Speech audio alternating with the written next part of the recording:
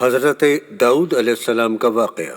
حضرت داؤد علیہ السلام کا نسب حضرت یعقوب علیہ السلام سے ملتا ہے، کیونکہ آپ حضرت یعقوب علیہ السلام کے بیٹے یہودا کی اولاد میں سے ہیں۔ تخت سلطنت حاصل کرنے کے 40 برس کے بعد اللہ تبارک و تعالیٰ نے آپ کے لیے پیغمبری عطا کی۔ اللہ تبارک و تعالیٰ نے اپنے فضل و کرم سے آپ کو اتنی قوت بخشی تھی کہ کوئی بھی بادشاہ آپ کے ساتھ مقابلہ نہیں کر سکتا تھا۔ اللہ تبارک و تعالیٰ نے حضرت داؤد علیہ السلام پر کتاب الہی زبور نازل فرمائی۔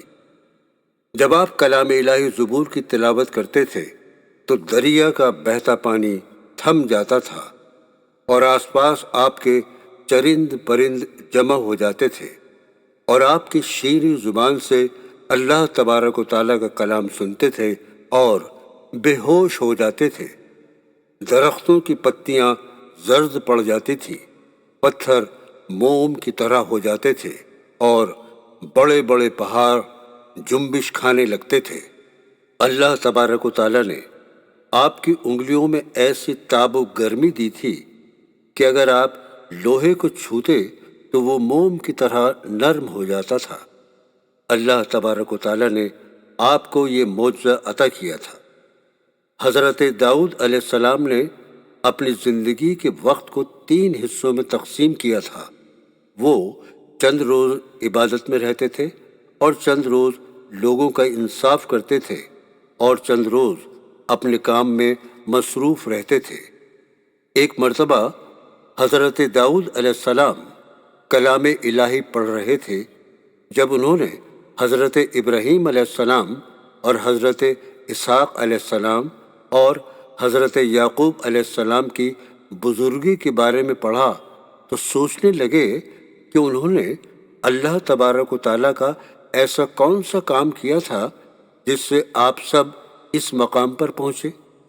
بس اسی وقت بارگاہ الہی سے آواز آئی، اے داؤد، میں نے ان پر بلا نازل کی تھی، ان لوگوں نے صبر کیا، تب انہوں نے یہ مرتبہ پایا ہے۔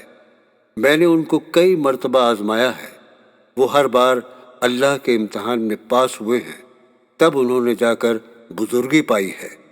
حضرت داؤد علیہ السلام نے اللہ تبارک و تعالیٰ سے عرض کیا، یا الہی، تو مجھے بھی بلا میں مبتلا کر، میں بھی صبر کروں گا تاکہ مجھ کو بھی یہ بزرگی حاصل ہو۔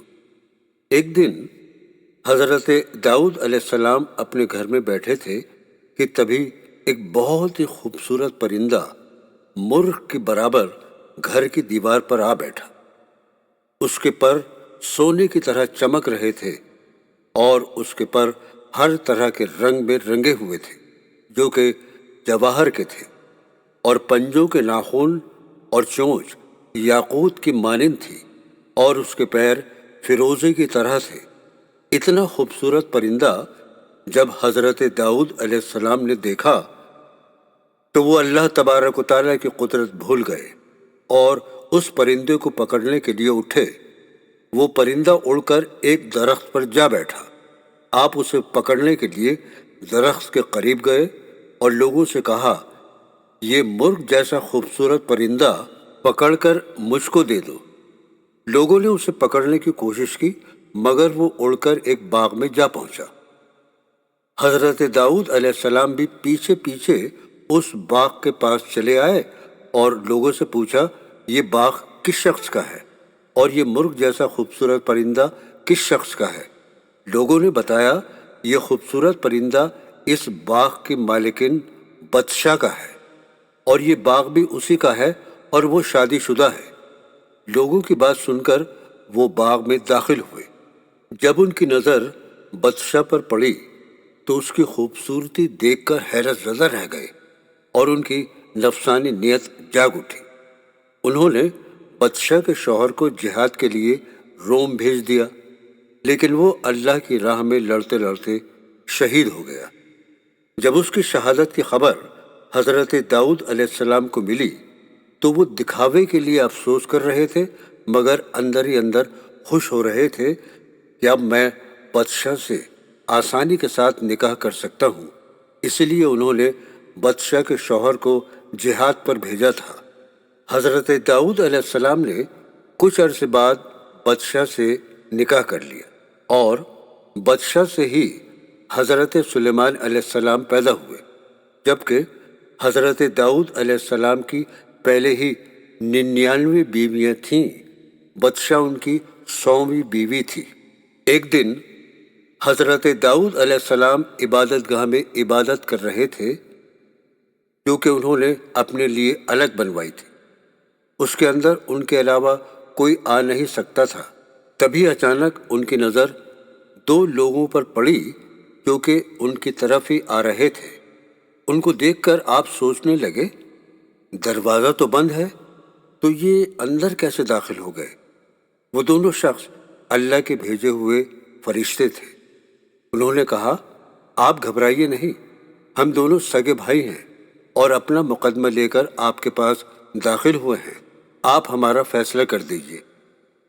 حضرت داؤد علیہ السلام نے فرمایا، آپ لوگوں کا جھگڑا کس بات پر ہے؟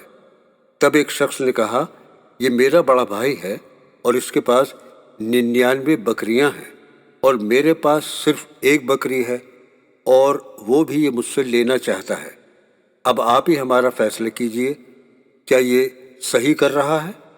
آپ نے فرمایا، غلط، بالکل غلط، یہ سراسر ناانصافی کر رہا ہے، اس کو بالکل بھی نہیں کرنا چاہیے۔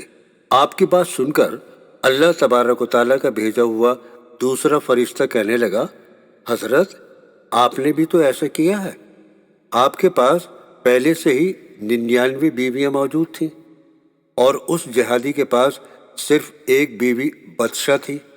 آپ نے چالاکی سے اسے جہاد پر بھیج دیا، جبکہ آپ کو خبر تھی کہ وہاں سے بچ کر کوئی زندہ نہیں آتا ہے، اور آپ نے اس کے شہید ہونے کے بعد اس کی بیوی سے نکاح کر لیا اور اپنی 100 بیویاں کر لی۔ میں بھی اس کی 1 بکری کو لے کر اپنے پاس 100 بکریاں کرنا چاہتا ہوں۔ ان دونوں فرشتوں نے کہا، ہم اللہ تبارک و تعالیٰ کی طرف سے بھیجے ہوئے آئے ہیں، تم نے اپنے نفس پر ظلم کیا۔ دونوں فرشتوں کی بات سن کر آپ بہت نادم ہوئے۔ وہ دونوں فرشتے جا چکے تھے اور آپ کا سر شرم سے جھک گیا، رونے لگے اور اپنے گناہ کی توبہ کی، اور سجدے میں 40 رات دن پڑے رہے اور روتے رہے۔ اس دوران نہ انہوں نے کچھ کھایا نہ پیا، بس اپنے گناہ کی توبہ کرتے رہے۔ ان کے چاروں طرف گھاس اگائی تھی اور وہ سجدے میں گرے رہے۔ اللہ تبارک و تعالیٰ قرآن میں فرماتا ہے، اور خیال کیا داؤد نے کہ ہم نے اس کو جانچا، پھر وہ گناہ بخشوانے لگا اپنے رب سے، اور گرا وہ جھک کر سجدے میں، اور رجوع ہوا طرف اللہ کے، پس ہم نے معاف کر دیا۔ حضرت جبرائیل علیہ السلام نے حضرت داؤد علیہ السلام سے فرمایا، اللہ تعالیٰ نے تمہیں معاف کر دیا ہے، اب تم بدشاہ کے شوہر کی قبر پر جا کر اس سے معافی مانگو، تاکہ قیامت کے روز تمہیں اس سے شرمندہ نہ ہونا پڑے۔ حضرت داؤد علیہ السلام اس جہادی کی قبر پر گئے اور اس کو آواز دی۔ تیسری آواز پر اس نے لبیک کہا، بولا، تم کون ہو؟ مجھ کو کیوں پکارتے ہو؟ آپ نے کہا، میں داؤد ہوں۔ وہ بولا، یا خلیفہ خدا، آپ یہاں کیوں آئے ہیں؟ آپ نے فرمایا، میں تم سے معافی چاہتا ہوں۔ اس نے کہا، حضرت آپ نے مجھے جہاد پر بھیجا تھا، میں شہید ہوا، اس کے بدلے میں اللہ تعالیٰ نے مجھ کو بہشت میں جگہ دی، اب میں آرام سے ہوں، اور جو کچھ کیا ہوگا آپ نے میرے ساتھ، سو میں نے معاف کر دیا۔ اس کی بات سن کر ان کے دل سے بوجھ کم ہو گیا اور وہ وہاں سے جانے لگے۔ تبھی اللہ تعالیٰ کا حکم ہوا، داؤد اپنی ساری خطائیں اس کو بتاؤ، کیا تب وہ تمہیں معاف کرتا ہے؟ حضرت داؤد علیہ السلام نے پھر اس کو پکارا۔ اس نے کہا، حضرت اب کیا بات ہے؟ میں نے آپ کو معاف کر دیا۔ آپ نے فرمایا، میری پوری بات سن لو، اس کے بعد معاف کرنا۔ جب اس نے پوری بات سنی تب وہ بولا، حضرت میں تمہیں معاف نہیں کروں گا۔